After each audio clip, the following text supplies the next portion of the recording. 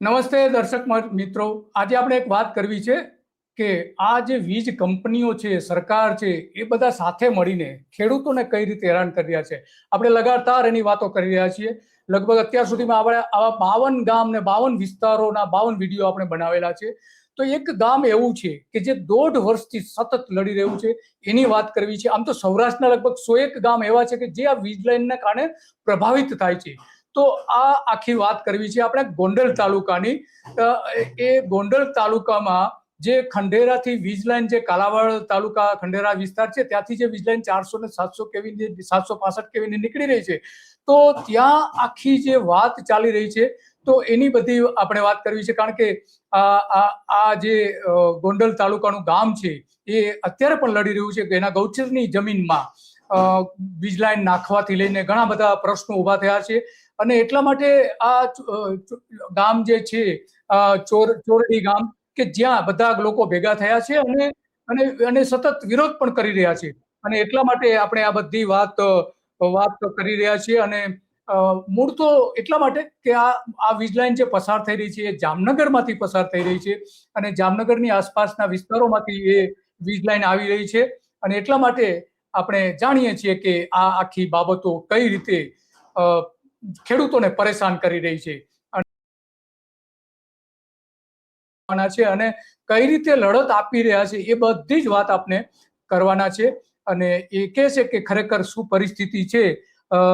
હર્ષદસિંહ ઝાલા કે જે એ ગામમાં લડત લડી રહ્યા છે, અને ઘણા બધા લોકોની સાથે રહીને ગામ લોકો આખું ભેગું થયું છે. માત્ર એક ગામ નહીં, આવા સૌરાષ્ટ્રના અનેક ગામો છે, લગભગ 100 જેટલા ગામો છે કે જે આનાથી વીજ લાઈનોથી પ્રભાવિત છે. તો હર્ષદસિંહજી, તમારું સ્વાગત છે ધ ગુજરાત રિપોર્ટમાં. હાજી, નમસ્કાર સર દિલીપભાઈ. તો આ જે તમારું ગામ જે છે એમાં શું અત્યારે ચાલી રહ્યું છે, કેમ તમારે વિરોધ કરી રહ્યા છો અને શા માટે વિરોધ કરી રહ્યા છો, એની થોડી વાત કરશો દર્શકોને? દિલીપભાઈ, અમારે કાલાવડ તાલુકાના ખંડેરા ગામથી ઘેલા સોમનાથ સુધીની 400 કેવીની જેટકો કંપનીની વીજ લાઈન પસાર થઈ રહી છે, જેનું છેલ્લા 1.5 વર્ષથી અમે લડાઈ લડી છે. કારણ કે આ કંપનીએ ક્યારે સર્વે કરી લીધો અમારા ગામમાં, એ કોઈને ગામ લોકોને કે ગ્રામ પંચાયતને કોઈને જાણ નથી. છેલ્લે જ્યારે નોટિસો આવવાની ચાલુ થઈ ત્યારે ગામ લોકોને ખબર પડી કે અમારા ગામમાંથી પણ આવા હેવી 400 કેવીના વીજ થાંભલાવાળી, વીજ રેસાવાળી લાઈન પસાર થઈ રહી છે. તે અનુસંધાને અમે ગામ લોકોએ તો વિરોધ કર્યો, ભાઈ અમારે ખેતરમાં થાંભલા જોતા નથી. પછી હાલની પરિસ્થિતિની વાત કરું તો આ અમે અત્યારે જે જગ્યા ઉપર ઉભા છે, મારી પાછળ તમને જે ગામ લોકો દેખાય છે અને જેસીબી ના કામ ચાલે, અમારા ગામનું ગૌચર છે. તો અમારા ગામના ખેડૂતોએ વિરોધ કર્યો તો જેટકો કંપનીએ એક નવી ચાલ રમી, અને જે અમારા ગામના સરકારી પડતરને ગૌચરની જમીનો હોય તેમાં વીજ પોલ નાખવાની કામગીરી ચાલુ કરી. તેના અનુસંધાને આજે તો આ ગામના લોકો અત્યારે ત્યાં એક સ્થળ ઉપર એકઠા છે અને સ્થળ ઉપરથી નક્કી જ આપણે કરવાની વાત એના કરી રહ્યા છે. હાજી જી, હા હા હા, બોલો. યસ. એના અનુસંધાને 2 દિવસ પહેલા ગ્રામ પંચાયતે આવ્યા હતા જેટકોના અધિકારીઓ, અને ત્યારે ગામ લોકોએ ના પાડી, ભાઈ અમારે આજે તમે ડબલ વળતર આપવાની વાત કરો છો એ મંજૂર નથી, એટલે અમારે કમિટીમાં રહેવું નથી. અને બીજી વાત કે તમે રીસર્વે કરો, જેના કારણે અમુક જાજા મોટા ભાગના ખેડૂતોની જમીન બચી જાય, અને ખરા જે નદીનો પટ છે અહીંથી હોકળો નીકળે છે ત્યાંથી વીજ લાઈન પસાર થઈ શકે તેમ છે. તો તે લોકોએ અમને એવી બાંહેધરી આપી હતી કે આવતી 6 તારીખે અમે રીસર્વે કરશું. તે પહેલા તો ગ્રામ પંચાયતને ખબર પડી એટલે ગ્રામ પંચાયતે કલેક્ટર સહિત બધા લોકોને, સંબંધિત તંત્રને ફરિયાદ કરી. હવે અમારા ગામમાં ગૌચરમાં નાખવામાં આવે છે થાંભલા, પણ હકીકતમાં ગ્રામ પંચાયતે ઠરાવ કરેલ નથી. કારણ કે ગૌચરિયું એ ગ્રામ પંચાયતની માલિકીનું છે. આ તમે જોઈ શકો છો, બધે માલઢોર ચરી રહ્યા છે આ ગૌચરમાં, પરંતુ ઠરાવની જરૂર હોવી જોઈએ. પણ આ લોકો કોઈ પણ પ્રકારના ગ્રામ પંચાયતના ઠરાવ લીધા વગર કામગીરી ચાલુ કરવા આવ્યા. અને ત્યારે અમે અધિકારીઓને કીધું કે અમે કલેક્ટર સાહેબ, ડીએસપી સાહેબ બધાને પત્ર લખીને ફરિયાદ કરેલી છે કે આ ગૌચરમાં થાંભલા નાખવા નહીં, ગ્રામ પંચાયતની મંજૂરી વિના. તો એ અનુસંધાને કલેક્ટર સાહેબે અમને પત્ર લખીને જાણ કરી કે આવતી 20 તારીખે તમે લોકો તમારા વાંધા જવાબ રજૂ કરો, પછી નિર્ણય લેશું.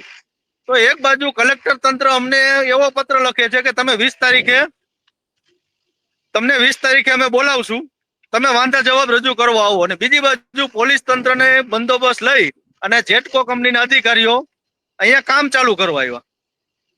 તો અમે અહીંયા સમસ્ત ગામ વિરોધ કરવા આવ્યું તો જેટકોના અધિકારીઓ કોઈ લીગલી જવાબ દેવા તૈયાર નથી. એ લોકો એમ કહે છે કે 2017માં અમારા ઉર્જા સચિવે એવો જીઆર બહાર પાડ્યો છે કે ગૌચરની ને ખરાબાની જમીનમાં થાંભલા નાખવા માટે ગ્રામ પંચાયતની મંજૂરીની જરૂર નથી. તો અમે કીધું તે જે તમારો જીઆર છે તેની નકલ અમને આપો. તો એ લોકોએ નકલ આપવા પણ તૈયાર નથી.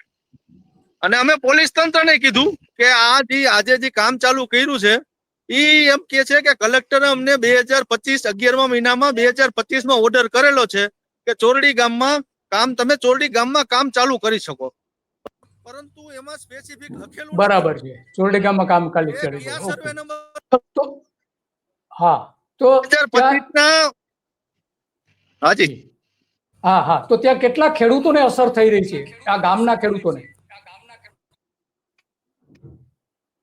એમાં આવશે એમાં 30 થી 40 ખેડૂતોને અસર થાય. પણ અત્યારે પ્રશ્ન ગામનું ગૌચર બચાવવાનો છે, જેના માટે ગામ આખું લડી રહ્યું છે. આ જે જગ્યા ઉપર સ્પોટ ઉપર તમે કામ ચાલુ છે એ ગામનું ગૌચર છે. અને અમારા ગામમાં ઓલરેડી 60 થી 65 વીઘા જે સરકારે ગૌચર ફાળ્યું હતું ને જે તે સમય એમાં ઘટે છે. તો અમારા માલ ઢોરને લઈને અમારે ચરાવવા ક્યાં જવાના? એના વિરોધમાં અમે વિરોધ કર્યો કે આ ગૌચરમાં તમે ન નાખી શકો ગ્રામ પંચાયતની મંજૂરી વિના. પણ એ લોકો એમ કહે છે કે અમારે હવે ગ્રામ પંચાયતની મંજૂરીની કોઈ જરૂર નથી. તો તમે ગ્રામ પંચાયતને રાખી છે શા માટે? જો ગ્રામ પંચાયત ગૌચરનું પણ પોતાના ગૌચરનું પણ નક્કી ન કરી શકતું હોય તો ગ્રામ પંચાયત જે સંસ્થા છે જે સરકારે બનાવેલી છે એનો મતલબ શું? એનું કોઈ મહત્વ જ નથી રહેતું. તો ત્યાં રામધૂન પણ લોકોએ ગામ લોકોએ ગૌચરની જમીન ઉપર ભેગા થઈને રામધૂન પણ કરી હતી અને યાર કે વિરોધ પણ કર્યો હતો બધા ગામના લોકો ભેગા થઈને. અને ત્યાં ગોંડલમાંથી જે ચૂંટણી લડી ચૂકેલા આમ આદમી પાર્ટીના ઉમેદવારો લોકો ત્યાં ઘટના સ્થળે હાજર હતા. તો આ જે છે એ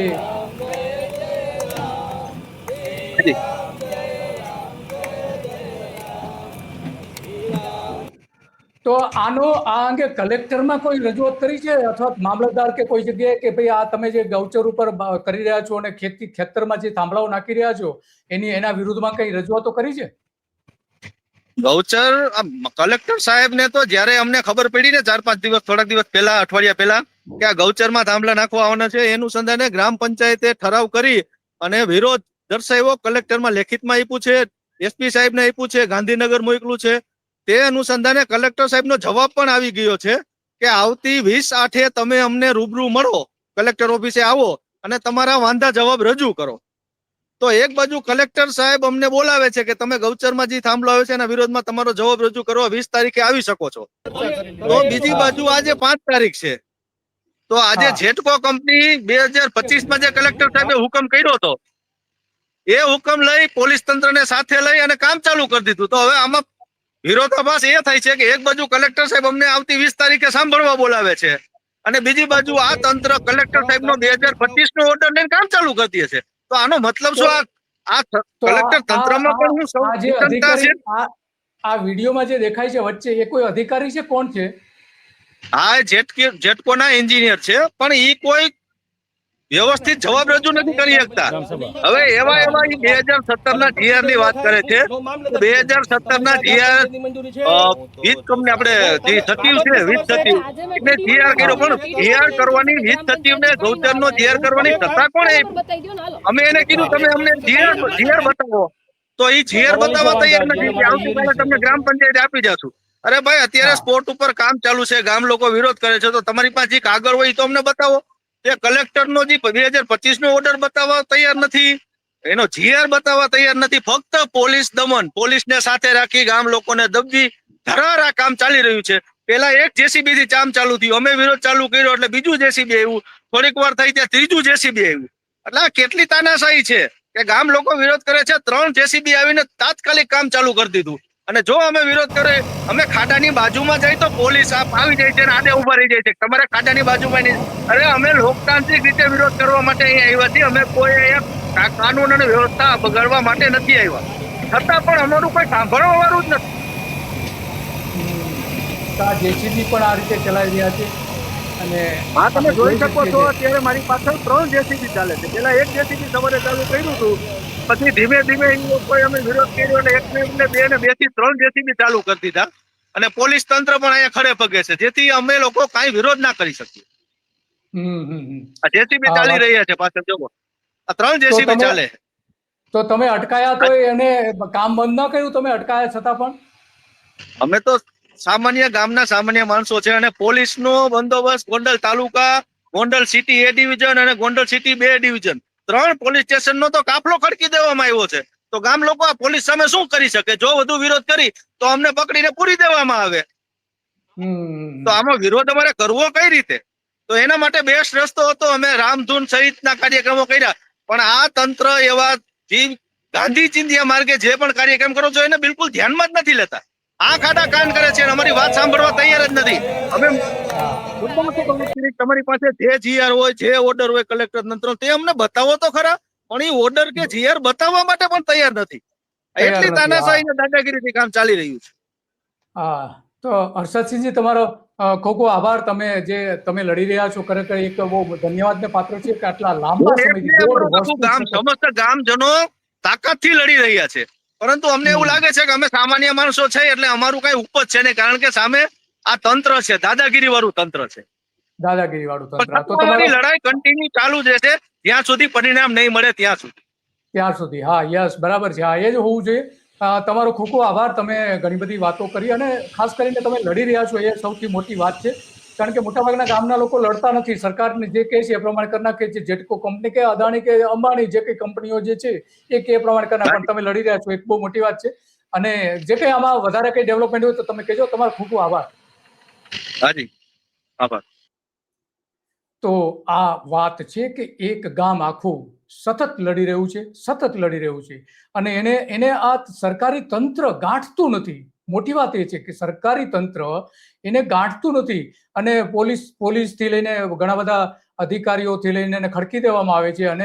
અને છતાં પણ આપણે જાણીએ છીએ કે એની સામે જે પગલાં ભરવા જોઈએ, અધિકારીઓ સામે પણ પગલાં ભરતા નથી. તો આ આખી બાબત છે, બહુ ગંભીર બાબત છે. અને એટલા માટે આપણે જાણીએ છીએ કે માત્ર આ એક ગામ પૂરતો નથી. આ મૂળ જે આ ખંડેરા વીજ લાઇન જે છે, કાલાવાડ તાલુકાના ખંડેરા વિસ્તારમાંથી પસાર થતી 400 કેવી અને 765 કેવીની double circuit high tension transmission line છે. આ પ્રોજેક્ટ જામનગર ટ્રાન્સમિશન લિમિટેડ હેઠળ કામ ચાલી રહ્યું છે. ત્યાં કાલાવાડ તાલુકાના ખંડેરાથી લઈને ત્યાંના આસપાસના જે લોકો છે એની સામે પણ આ રીતે લોકો પણ એની સામે લડી રહ્યા છે. હાઈ વોલ્ટેજ વીજ લાઇન છે, એના કારણે મોટા પ્રમાણમાં મોટા ટાવરો આવી રહ્યા છે. હજારો ખેડૂતોની એની કારણે અસર થવાની છે. કારણ કે જામનગર વિસ્તાર અને તેની આસપાસના રિન્યુએબલ એનર્જી પ્રોજેક્ટ જે છે નેશનલ પાવર ગ્રીડમાં એ જોડવામાં આવશે. રિન્યુએબલ એનર્જી ઝોન જે જામનગરનો છે, જામનગર અને જામખંભાળિયા એ વિસ્તારમાં મોટા પાયે પવન ઉર્જા અને સૌર ઉર્જા ગ્રીન પ્રોજેક્ટમાંથી ઉત્પાદિત થતી વીજળી જે છે એ લાઇન એની સાથે જોડવામાં આવે છે. ઇન્ટરસ્ટેટ ટ્રાન્સમિશન સિસ્ટમ સાથે એને જે પાવર ગ્રીડ છે એનો એક આ ભાગ છે. જામનગર અને આસપાસના ઔદ્યોગિક અને ઘરગથ્થુ વપરાશ માટે લગભગ ત્યાં જે છે એ 3.6 ગીગાવોટ વીજળી પેદા કરવાની છે. તો આટલો મોટો વીજ લોડ ખેંચવા અને સપ્લાય કરવા માટે આ નેટવર્ક ઊભું કરી દેવામાં આવ્યું છે. એમાં ખેડૂતોને ભોગ બની રહ્યા છે. આ આપણે જોઈ રહ્યા છે. અધિકારી જે જેટકોના અધિકારી છે, આમાં સૌથી જે વિલનની ભૂમિકા ભજવી રહ્યું છે આ જેટકો કંપની ભજવી રહ્યું છે.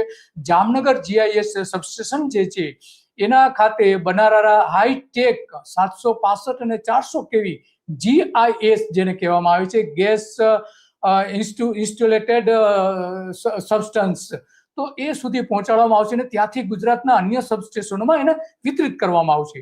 તો આ લગભગ 765 કેવી વીજ લાઇન છે. એમાં અંદાજે લગભગ એ જે કિલોમીટર છે એ 160 કિલોમીટર 170 કિલોમીટર લગભગ આવી જાય છે. એમાં સુરેન્દ્રનગરના જિલ્લાના હળવદ સબસ્ટેશનથી શરૂ થઈને જામનગર GIS સુધીના સબસ્ટેશનો આવી જાય છે.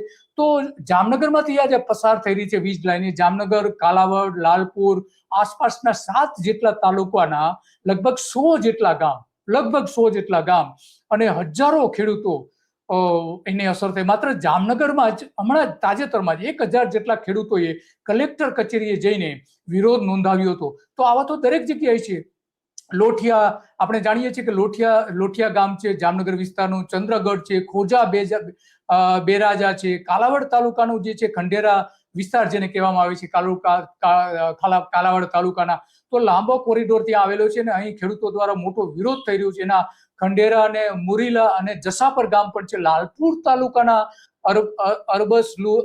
અરબલુસ જે એક ગામ છે, નાનું ગામ છે, સિતાલુસ અને રોમાણિયા, સેવક દુનિયા, સેવક ભાટિયા, આર્યા ખાણા, મેમાણા, વાપરા, ભાટિયેશ્વર, આ બધા ગામો છે. અને સુરેન્દ્રનગર, રાજકોટના જિલ્લાના અને હળવદના જે આપણે ગામો છે તો આપણે જાણીએ છીએ. તો અહીંયા કોઈને નોટિસ આપ્યા વગર આ જે કંપની કામ કરી છે, જેટકો કંપની, અને એટલા માટે એની સામે ગંભીર પ્રકારની ફરિયાદો લોકો કરી રહ્યા છે, પણ એને કોઈ સાંભળવા તૈયાર નથી. એટલા માટે રાજકોટ જિલ્લાના ગોંડલ તાલુકાના ચોરડી ગામ જે છે ત્યાં ખેડૂતો સતત લડી રહ્યા છે. હવે તો ગૌચરની અંદર વીજ લાઈન નાખવામાં આવી છે કે જે નાખી શકાતી નથી, છતાં પણ નાખી રહ્યા છે. અને અહીંયા લગભગ 80 ખેડૂતોની 300 વીઘા જમીન સુધી પહોંચવાનો જે મુખ્ય માર્ગ છે એ માર્ગ પણ બંધ કરી દેવામાં આવ્યો હતો. અને કારણોસર ખાસ કરીને ત્યાં માઇનિંગનો પ્રશ્ન પણ થયા છે. તો આ ત્યાં માર્ગ બનાવવાથી લઈને ત્યાં ટિપ્પણ જે છે ખેડૂતોએ ટિપ્પણીનો પણ વિરોધ કર્યો હતો. તો સામે આ આવી રહી છે અને એટલા માટે આ બધી જ બાબતો આપણા માટે બહુ ગંભીર થઈ જાય છે. અને સરકારે ખરેખર આમાં તાત્કાલિક ધોરણે પગલાં ભરવા જોઈએ. કારણ કે પગલાં તો નહીં જ ભરે સરકાર, કારણ કે સરકાર તો આપણે જાણીએ છીએ કે આ ઉદ્યોગપતિઓની જ છે. અને એટલા માટે આજે આપણે આ વાત કરવી હતી. અને બધી જ વાતો ત્યાંના ખેડૂત આગેવાન જે છે, ઘણા બધા લોકો ત્યાં આ આંદોલન કરી રહ્યા છે, એ પૈકીના એક એમણે બધી વાતો કરી. તો બસ આજે આટલું, કે સૌરાષ્ટ્રમાં આની કેવી અસર થઈ રહી છે એની વાત પણ આજે આપણે કરી. નમસ્તે.